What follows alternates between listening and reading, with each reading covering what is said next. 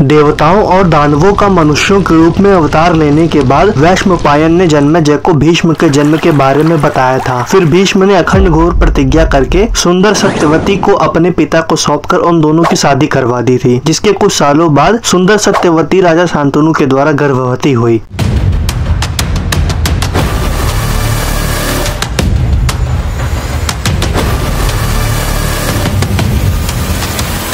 गर्भवती होने के बाद सत्यवती के गर्भ से 2 पुत्र हुए, चित्रांगद और विचित्रवीर्य। दोनों ही बड़े होनहार और पराक्रमी थे। चित्रांगद ने युवावस्था में प्रवेश भी नहीं किया था कि राजा शांतनु स्वर्गवासी हो गए थे, इसलिए भीष्म और सत्यवती ने चित्रांगद को राज्य गद्दी पर बैठाया। उसने अपने पराक्रम से लगभग सभी राजाओं को हरा दिया था, इसीलिए गंधर्वराज चित्रांगद ने जब देखा कि शांतनु पुत्र चित्रांगद अपने बल और पराक्रम से सभी देवता और मनुष्यों को नीचा दिखा रहा है, इससे वह चिढ़कर उसने उसके ऊपर चढ़ाई कर दी और दोनों एक ही नाम राशि वालों में कुरुक्षेत्र के मैदान में घमासान युद्ध हुआ, जिसमें गंधर्वराज चित्रांगद बहुत ही बड़ा मायावी था, इसीलिए उसके हाथों से सत्यवती पुत्र चित्रांगद की मृत्यु हो गई। तब देवव्रत भीष्म ने अपने भाई का अंतिम संस्कार करने के बाद विचित्रवीर्य को राजगद्दी पर बैठाया, पर विचित्रवीर्य अभी जवान नहीं हुए थे, इसलिए वो भीष्म की आज्ञा अनुसार अपने राज्य का शासन करने लगे, जिसमें विचित्रवीर्य आज्ञाकारी और भीष्म रक्षक थे। फिर कुछ समय बाद जब विचित्रवीर्य जवान होने लगे तब भीष्म ने उनका विवाह कराने का सोचा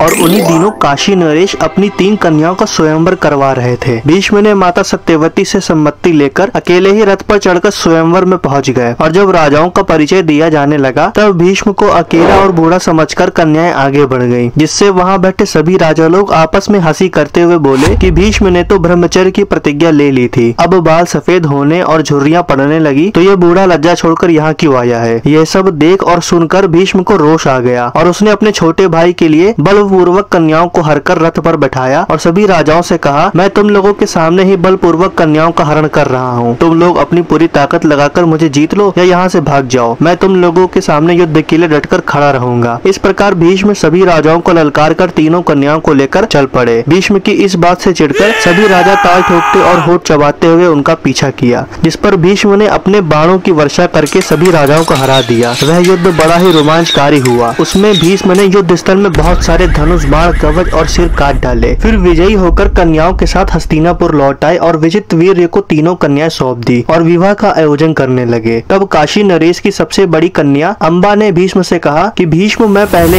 ही मन राजा शाल्व को अपना पति मान चुकी हूँ और मैं स्वयंवर में उन्हीं को चुनती। आप तो बड़े ही धर्मज्ञ हैं, मेरी यह बात जानकर आप धर्मानुसार आचरण करें। तब भीष्म ने ब्राह्मणों से विचार करके अम्बा को उसके इच्छा अनुसार जाने की अनुमति दे दी और शेष 2 कन्याएं अंबिका और अंबालिका का विवाह विचित्रवीर्य से करवा दिया। अब विवाह के बाद विचित्रवीर्य यौवन के उन्माद में उन्मत्त होकर कामासक्त हो गए और उनकी दोनों पत्नियां भी प्रेम से उसकी सेवा करने लगी। 7 वर्ष तक विषय सेवन करते रहने के कारण भरी जवानी में विचित्रवीर्य को क्षय रोग हो गया और बहुत चिकित्सा करने पर भी वे चल बसा। इससे भीष्म और सत्यवती को बहुत ठेस पहुंची। फिर कुछ दिनों बाद वंश रक्षा के विचार से सत्यवती ने भीष्म से कहा कि तुम्हारा भाई विचित्रवीर्य इस लोक में कोई संतान छोड़े बिना ही परलोकवासी हो गया है, तो तुम काशी नरेश की कन्याओं के द्वारा संतान उत्पन्न करके वंश की रक्षा करो और मेरी आज्ञा मानकर स्वयं राजगद्दी पर बैठकर राज्य का पालन करो। जिस पर भीष्म ने कहा, माता आपकी बात ठीक है, पर आप जानती हैं कि मैंने आपके विवाह के दौरान क्या प्रतिज्ञा कर रखी है और मैं पुनः प्रतिज्ञा कर रहा हूँ कि मैं देवव्रत भीष्म त्रिलोकी का राज्य, ब्रह्मा का पद और इन दोनों से भी अधिक मोक्ष का भी परित्याग कर दूंगा, परंतु सत्य नहीं छोड़ूंगा। अब भीष्म की भीषण प्रतिज्ञा की पुनरावृत्ति सुनकर सत्यवती ने फिर उनसे सलाह की और निश्चानुसार व्यास जी का स्मरण किया। व्यास जी ने वहां उपस्थित होकर कहा, माता मैं आपकी क्या सेवा करूं? तब सत्यवती ने व्यास जी से कहा कि तुम्हारा भाई विचित्रवीर्य निसंतान ही मर गया है, तो तुम उसकी जगह पुत्र उत्पन्न करो। जिसपे व्यास जी ने अपने ब्रह्म तेज से अंबिका से धृतराष्ट्र और अंबालिका से पांडु को उत्पन्न किया, मगर अपनी अपनी माता के दोष के कारण धृतराष्ट्र अंधे और पांडु पीले हो गए। तब अंबिका की प्रेरणा से उसकी दासी से व्यास जी ने विदुर को उत्पन्न किया।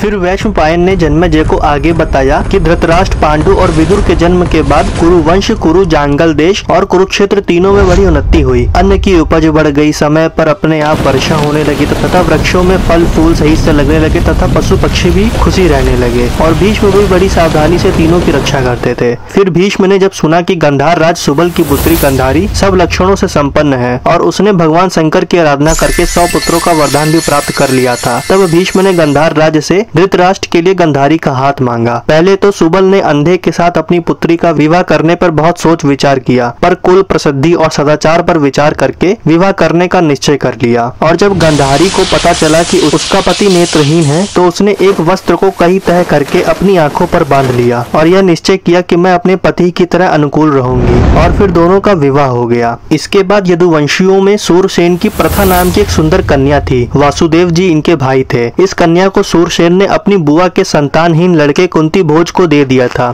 इसलिए प्रथा का नाम कुंती पड़ा। कुंती बड़ी ही सुंदर और गुणवती थी, इसलिए कई राजाओं ने कुंती को कुंती भोज से मांगा था। इस पर कुंती भोज ने कुंती का स्वयंवर करने का निश्चय किया, जिसमें कुंती ने पांडु को जयमाला पहनाकर उनसे विवाह किया। फिर जब पांडु कुंती को लेकर हस्तिनापुर आए, तो थोड़े समय बाद भीष्म ने पांडु का एक और विवाह कराने का निश्चय किया, जिसपे मद्र राज्य के शल्य ने अपनी बहन माद्री से पांडु का दूसरा विवाह विधि पूर्वक करवाया। और फिर थोड़े समय बाद पांडु ने पृथ्वी के दिग्विजय की ठानी। उन्होंने भीष्म, धृतराष्ट्र और बाकी गुरुजनों को आशीर्वाद लेकर चतुरंगिणी सेना लेकर यात्रा आरंभ कर दी। और पांडु ने सबसे पहले अपराधी शत्रु दृषाद नरेश पर चढ़ाई करी और युद्ध में उसे हराया। इसके बाद मगध, विदेह, काशी, शुंभ, पुंड्र आदि राज्यों पर विजय का झंडा फहराया। अनेकों राज्य के राजा पांडु से भिड़े और नष्ट हो गए। सबने पराजित होकर पांडु को पृथ्वी का सम्राट मान लिया और पांडु भी पृथ्वी के दिग्विजय के बाद हस्तिनापुर वापस आ गए। इस तरह इसके बाद राजा देवक के यहाँ सुंदर एवं युवती दास पुत्री थी। भीष्म ने उसका विवाह महात्मा विदुर से करवा दिया था।